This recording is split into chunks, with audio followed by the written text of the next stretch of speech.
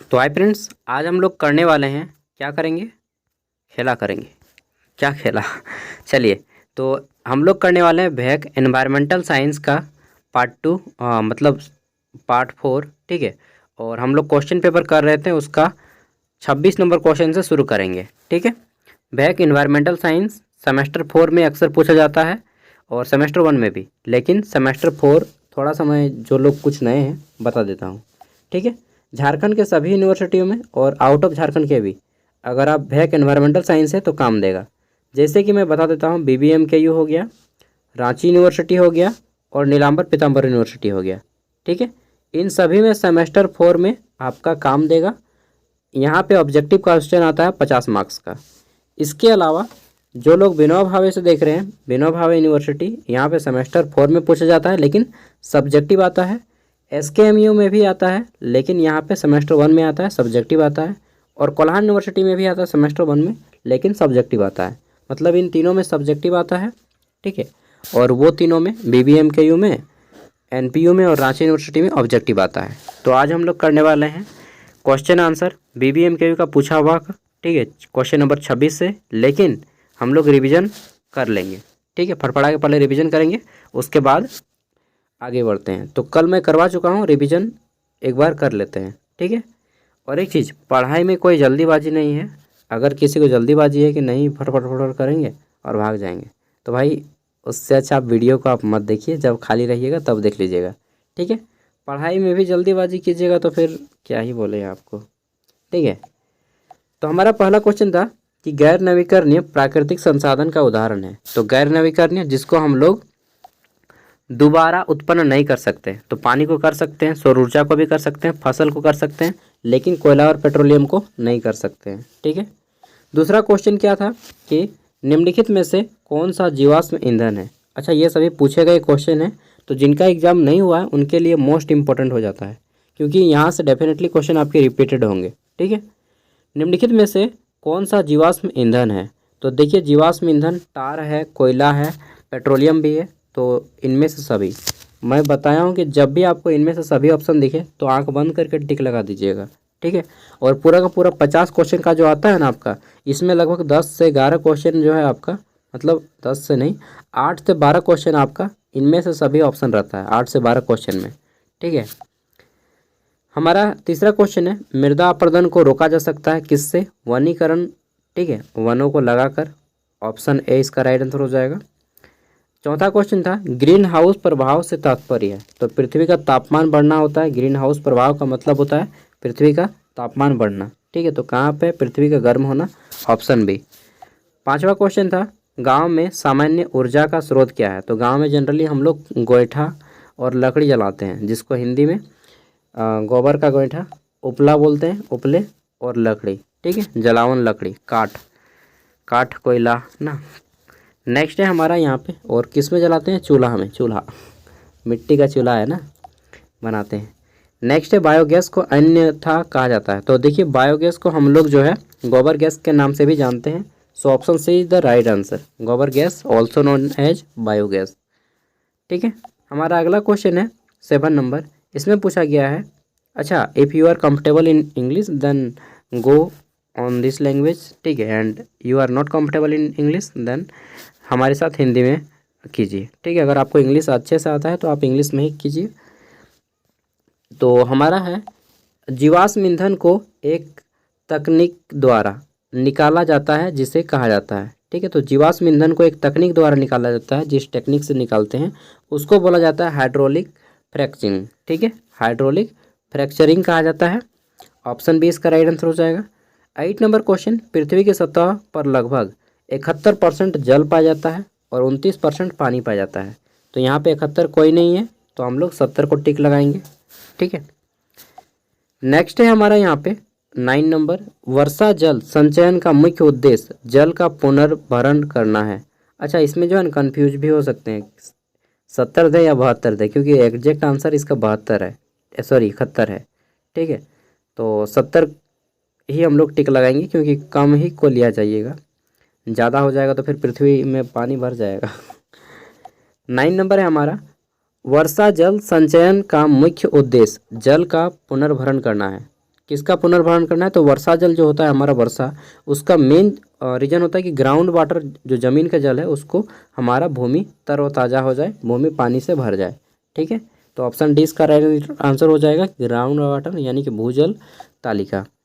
10 number question है, जल विद्युत संयंत्र बहते पानी की गतिज ऊर्जा को यांत्रिक ऊर्जा में परिवर्तित करता है और बिजली उत्पन्न करते हैं। सो ऑप्शन डी इसका राइट आंसर हो जाएगा।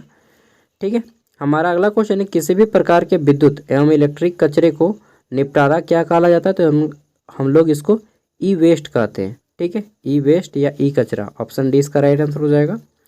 12 नंबर में है, सीवेज अपशिष्ट से सूक्ष्म जीवों को हटाना क्या कहलाता है, तो सीवेज अपशिष्ट से सूक्ष्म जीवों को हटाना जो है कीटाणु शोधन कहलाता है। ऑप्शन सी इसका राइट आंसर हो जाएगा। ओके, अगला क्वेश्चन है हमारा 13 नंबर, अजैव निम्नीकरण ठोस अपशिष्ट को जलाने की प्रक्रिया कहलाती है, क्या कहलाती है। ठीक है, अजैव निम्नीकरण ठोस, एक मिनट यार आँख में क्या घुस गया रे बाबा। चलिए, तो क्वेश्चन क्या है, अजैव निम्नीकरण। ठीक है, अजैव, अजैव मतलब जिसमें जीवन नहीं पाया जाता है। ठीक है, तो जिसमें जीवन नहीं पाया जाता है, निम्नीकरण ठोस अपशिष्ट को जलाने की प्रक्रिया का क्या कहा जाता है, तो इसको जलावन बोलते हैं। ठीक है, जलाए जाना। ठीक है, ऑप्शन 20 का राइट आंसर हो जाएगा इंसिनरेशन, जलाए जाने। 14 नंबर क्वेश्चन है 14 नंबर, वनों की कटाई किसके कारण होती है, तो देखिए अधिक जनसंख्या बढ़ गया है, खेती का हस्तांतरण हो रहा है, ये एक राइट आंसर है।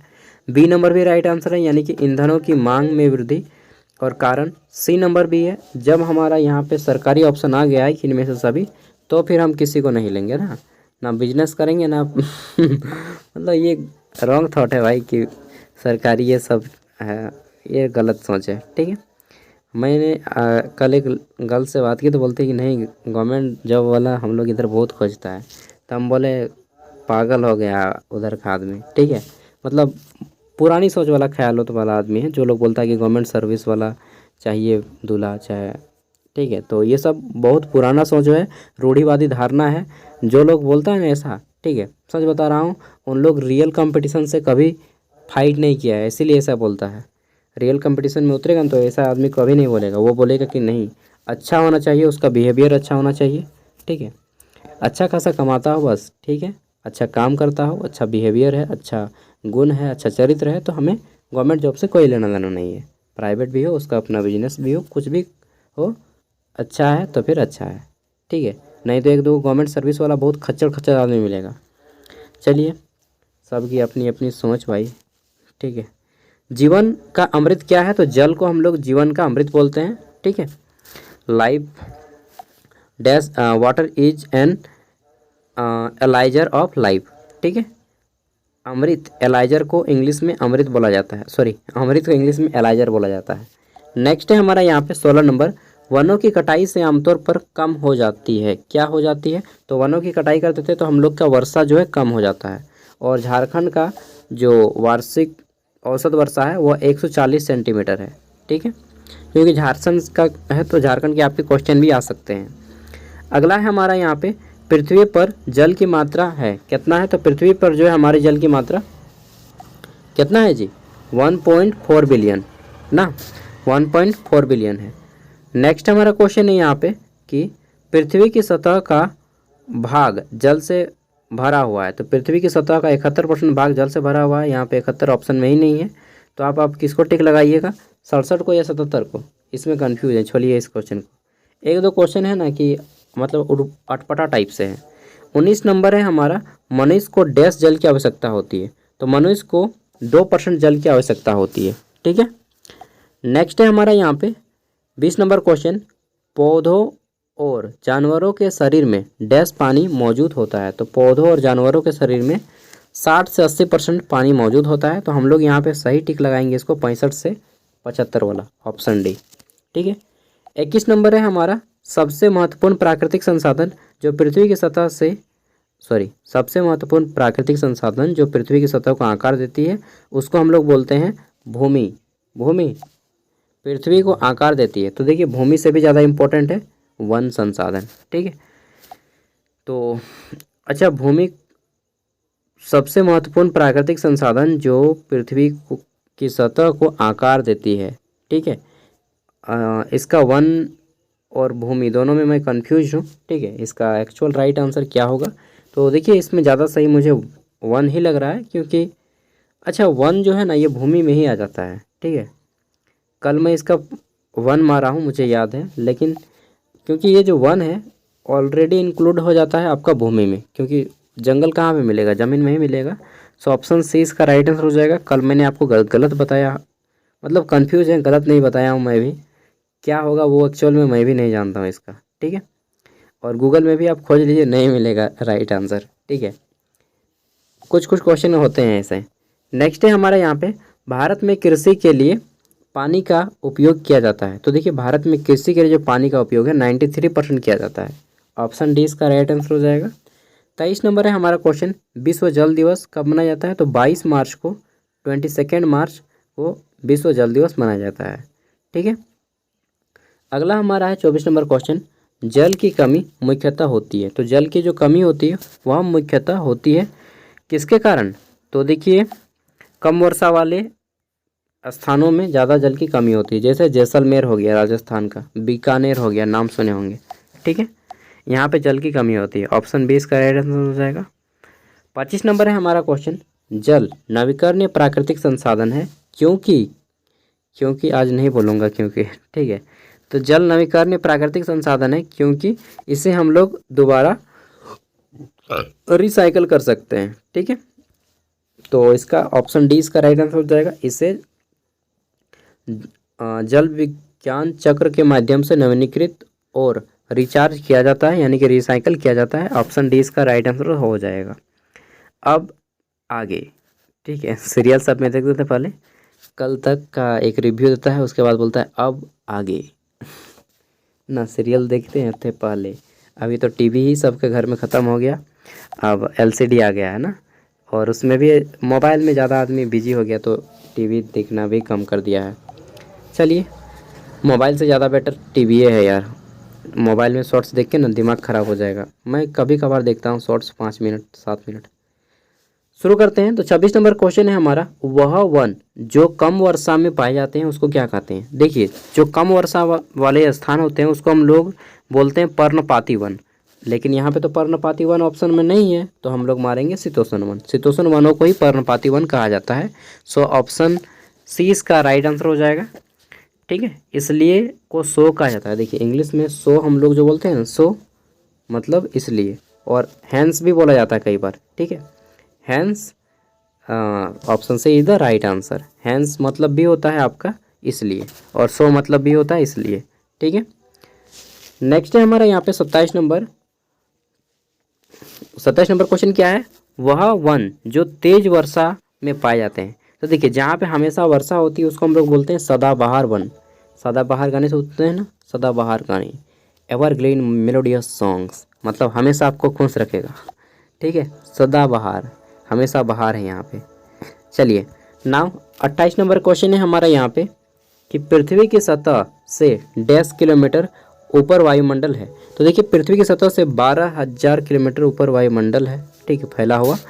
तो और अगर ऐसा बोलिएगा कि पृथ्वी का वायुमंडल कितना किलोमीटर है, तो 12 किलोमीटर है। ठीक है, तो यहाँ पे राइट आंसर क्या हो जाएगा? 5, 10, 5 है, 1,000 है, 15 है, 2,000 है। क्या मारेंगे? 12,000 किलोमीटर है यार। तो यहाँ पे तो हमको कोई ऑप्शन है सही नहीं लग रहा है।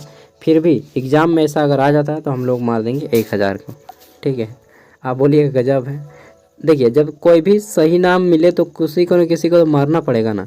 देखिए जब आपको कोई भी लायक नाम मिले तो जो भी मिले उसको ही काम चलाओ यार। ठीक है, समझ रहे हैं बात को? हाँ समझ रहे हैं आप लोग, बहुत होशियार हैं। 29 नंबर है कि किसी पर्यावरण में जीवित वस्तु को कहा जाता है। किसी पर्यावरण में जो जीवित वस्तु होती है, ठीक है, living thing in environment is known as a biotic component. तो बायोटिक, देखिए जिनमें जीवन पाया जाता है उसको हम लोग बोलते हैं बायोटिक कंपोनेंट। कहाँ पे है बायोटिक? ये हमारा है ऑप्शन बी, बायोटिक एलिमेंट लिखा है, कोई बात नहीं, एलिमेंट भी हम लोग बोल सकते हैं कि जैविक तत्व। जिसमें जीवन पाया जाता है उसमें जैविक, जिसमें जीवन नहीं पाया जाता है उसमें अजैविक। तो ऑप्शन बी इसका राइट आंसर हो जाएगा। ठीक है, 30 नंबर हमारा क्वेश्चन यहाँ पे पूछा गया है कि निम्नलिखित में से कौन सा वायु प्रदूषक नहीं है। तो देखिए धुआं बहुत वायु प्रदूषण करता है, कार्बन डाइऑक्साइड भी करता है, नाइट्रोजन गैस नहीं करता है। ठीक है, ऑप्शन सी इसका राइट आंसर हो जाएगा, नाइट्रोजन गैस N2। नेक्स्ट है हमारा यहाँ पे क्वेश्चन है 31 नंबर, पर्यावरण शिक्षा के महान कार्य को पूरा करने के लिए एवं सुविचार प्रयास है। ठीक है, पर्यावरण शिक्षा के महान कार्य को पूरा करने के लिए एवं सुविचार प्रयास है, क्या है? तो देखिए, पर्यावरण का संरक्षण, हाँ बिल्कुल कंजर्वेशन करना चाहिए। दूसरा है पर्यावरण की रक्षा, ठीक है, सेफ्टी भी करनी चाहिए। तीसरा है हमारा प्राकृतिक संसाधनों के प्रति लोगों को जागरूक, हाँ लेकिन हमें मिल गया है सरकारी, ठीक है तो हम लोग इसी के साथ जाएंगे। चलिए, सब कोई इसी के साथ राजी है भाई, कोई दूसरों के साथ भी राजी हो जाओ चलिए ठीक है, राजी होगा, टेंशन मत लीजिए। 100 में बोलते हैं ना कि 50 में मात्र कुछ ही लोग हैं आपको जो मिल रहा है, इनमें से सभी, मतलब सरकारी वाला बहुत कम है चलिए, इसीलिए डिमांड ज़्यादा है ना। हाँ लेकिन सही में बता रहा हूँ, ये सब ना गंदा माइंड है आपका, वो डर्टी माइंड है। ये सब थिंकिंग हटा दीजिए, गवर्नमेंट है या प्राइवेट है या रिलेशन बनाइएगा, यही सब देख के आए नेक्स्ट है हमारा यहाँ पे 32 नंबर, लोगों को डैश के खतरे के प्रति जागरूक होना चाहिए। तो लोगों को किसके खतरे के प्रति जागरूक होना चाहिए? जनसंख्या विस्फोट, हाँ जागरूक तो होना चाहिए भाई, ठीक है। वनों की कटाई और ओजोन परत का क्षय, हाँ ये भी है। देखिए फिर से मिल गया हमारा सरकारी दूल्हा ऑप्शन डी को लेके भागो यार। नेक्स्ट है हमारा यहाँ पे 33 नंबर, पर्यावरण अध्ययन का ज्ञान प्रदान करता है कौन? जैव विविधता की समृद्धि और संरक्षण, हाँ। पारिस्थितिकी तंत्र के, अरे भाई फिर से मिल जा रहा है मेरा, कौन मिल गया? सरकारी आदमी, इसको पकड़ो ठीक है, और सरकारी मिल गया तो हम कुछ देखबे नहीं करेंगे, ऐसा हो गया समाज का कंडीशन, ठीक है, इस क्वेश्चन के जैसा। लेकिन ये गलत है, इसलिए मैं गलत नहीं करूँगा और आप लोगों को बताऊँगा। क्या बोल रहा है कि पर्यावरण का अध्ययन में हमें जो ज्ञान प्राप्त होता है उसमें विभिन्न जीवों की समृद्धि और संरक्षण के बारे में ज्ञान प्राप्त होता है, ठीक है। पारिस्थितिकी तंत्र के संबंध के बारे में ज्ञान प्राप्त होता है, पर्यावरण प्रदूषण और नियंत्रण के बारे में ज्ञान प्राप्त होता है, ठीक है। इनमें से सभी का ज्ञान हमें प्राप्त होता है। नेक्स्ट 34 नंबर, मानव निर्मित पर्यावरण में सम्मिलित है, क्या सम्मिलित है? मानव का समूह, सामग्री सम्मिलित है और संस्थागत प्रणाली भी सम्मिलित है। मतलब कुल मिला के गवर्नमेंट वाला आदमी यहाँ पर भी हाथ पांव मार लिया, ठीक है। अगला है हमारा 35 नंबर क्वेश्चन, पृथ्वी की सतह पर जीवन की उत्पत्ति मिलियन वर्ष पहले हुई है। तो पृथ्वी की सतह पर जो जीवन की उत्पत्ति है 3.5 बिलियन वर्ष पहले हुई है। 3.5 मतलब 3500 बिलियन वर्ष पहले। ऑप्शन सी इसका राइट आंसर हो जाएगा, ठीक है। ख़त्म हो गया सरकारी का बोलबाला, अब नया ज़माना आ गया, ठीक है, हटाओ नेक्स्ट है हमारा यहाँ पे, ग्लोबल वार्मिंग के लिए मुख्य रूप से कौन सी गैस जिम्मेदार है? तो देखिए ग्लोबल वार्मिंग के लिए सबसे ज़्यादा जिम्मेदार है कार्बन डाइऑक्साइड गैस, ठीक है, कार्बन डाइऑक्साइड CO2 गैस। आगे देखते हैं, नेक्स्ट हमारा यहाँ पे क्वेश्चन है, निम्नलिखित 3R किसे पर्यावरण अनुकूल माना जाता है? देखिए जैसे आपने पढ़ा होगा, अगर आप पढ़े होंगे कम्युनिकेशन में, ठीक है, इंग्लिश कम्युनिकेशन में, तो 7C होता है, ठीक है। 7C होता है ना, क्लैरिटी हो गया, फिर आपका आता है क्लैरिटी, कॉन्फिडेंस, ठीक है। तो उसी तरह से यहाँ पे 3R है, मतलब 3 गो जो वर्ड है जो R से शुरू होगा और वो पर्यावरण को सुरक्षित कर रहा है। तो इसको हम लोग बोलते हैं रिड्यूस, रिड्यूस मतलब कम करना, कम उपयोग, रीयूज मतलब बार बार उपयोग, रिसाइकल मतलब पुनर्चक्रण, ठीक है। ये फॉर्मूला अपनाना है, ऑप्शन बी। नाउ नेक्स्ट हमारा क्वेश्चन है यहाँ पे, जैव विविधता क्या है? What is biodiversity? तो देखिए जैव, जैव मतलब जीवन, ठीक है, विविधता मतलब विभिन्न विभिन्न जीवों में भिन्नता, ठीक है। मतलब जैव विविधता मतलब विभिन्न विभिन्न जीवों में भिन्नता, यानी कि एक जंगल में एक ही प्रकार की कई आबादी है, यहाँ पे भी भिन्नता है, एक ही प्रकार की तो है लेकिन कई आबादी है, ठीक है, एक ही प्रजाति की कई आबादी, मतलब यहाँ पर भी भिन्नता है, हाँ ये भी आपका जैव विविधता हो गया।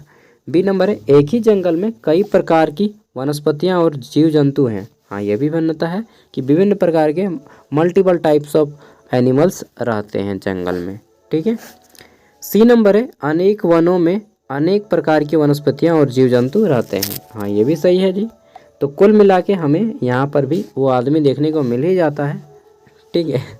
चलिए आदमी मिल गया तो अब सब साइड लग जाएगा कि भागो यार, हम लोग का खेल ख़त्म कर दिया है। ठीक है, नेक्स्ट है हमारा यहाँ पे पर्यावरण में शामिल है। पर्यावरण में कौन शामिल है? जैविक और अजैविक दोनों। ठीक है, तो यहाँ पे अजैविक वो तो शामिल है, जैविक भी शामिल है, लेकिन हमें यहाँ पे एक ऑप्शन मिल जाता है जो इन दोनों को इंक्लूड किया है।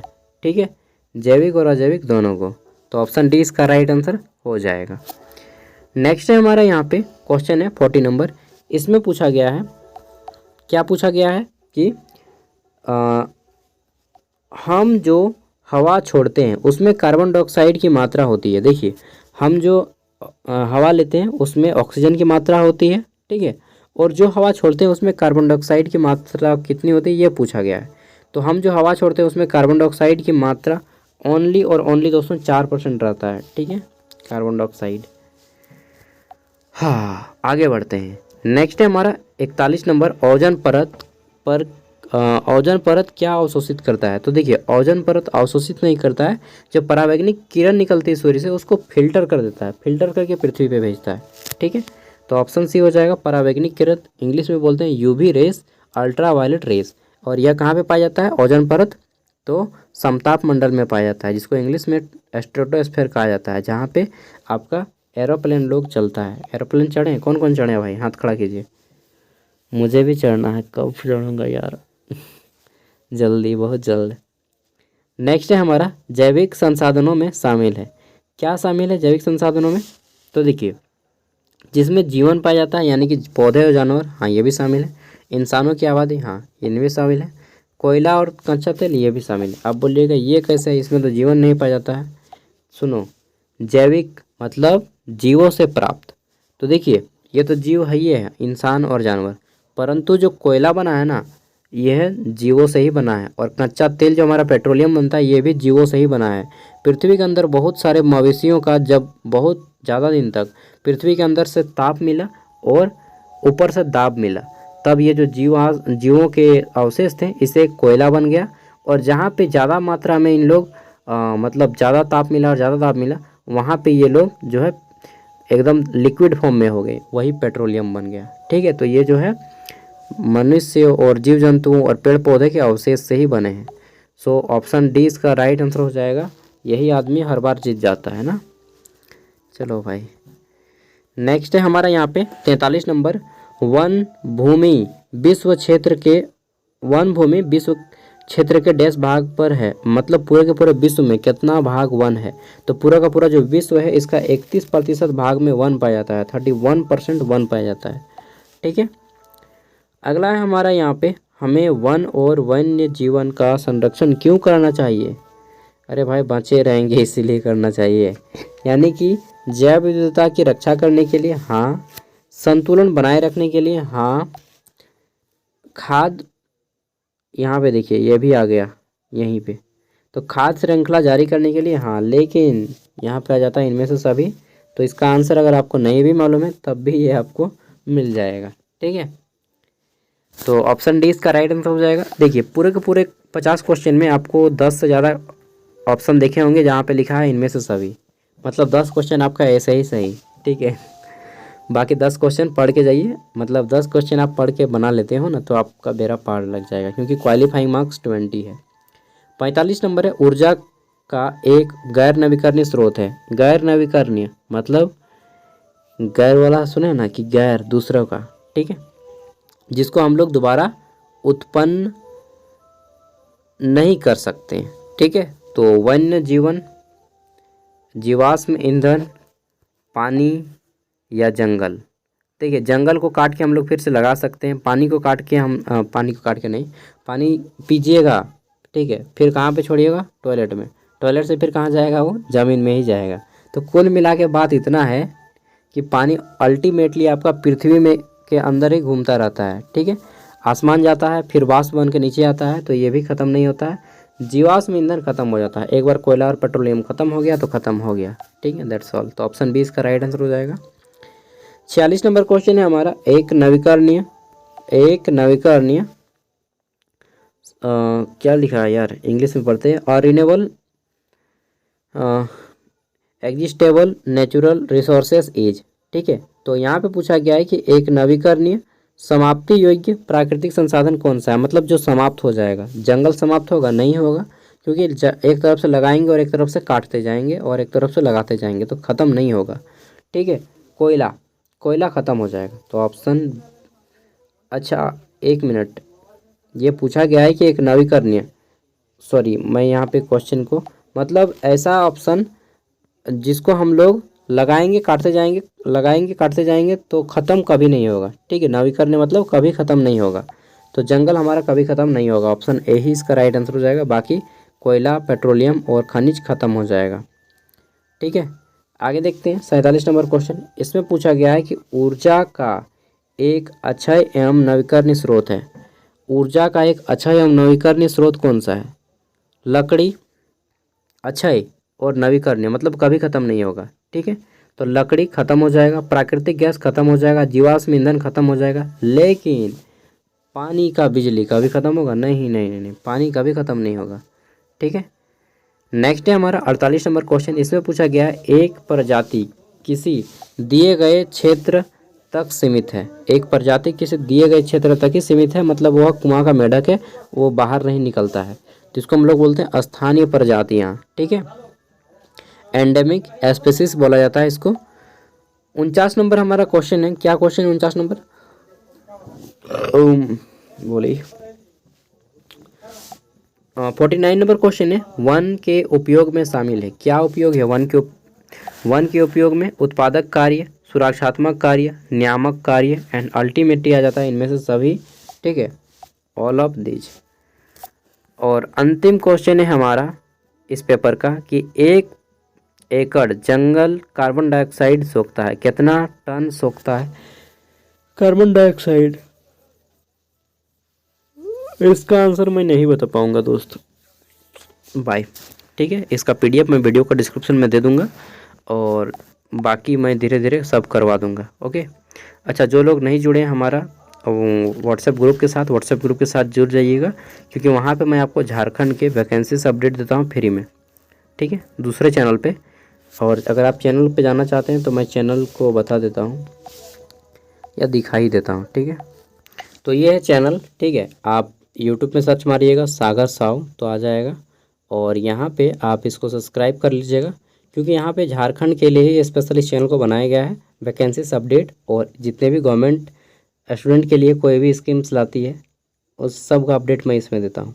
Okay, bye. मुझे भी झूप लग रहा है, जल्दी सुतूँगा, मतलब जल्दी सोऊंगा तो जल्दी उठूँगा। खोटा बोलने का आदत है ना, इसलिए ना छूटा है। ठीक है, तो तोहिन करो, मिलबो आगू वीडियो में। ठीक है, गुड नाइट, शुभ रात्रि, सो जाओ।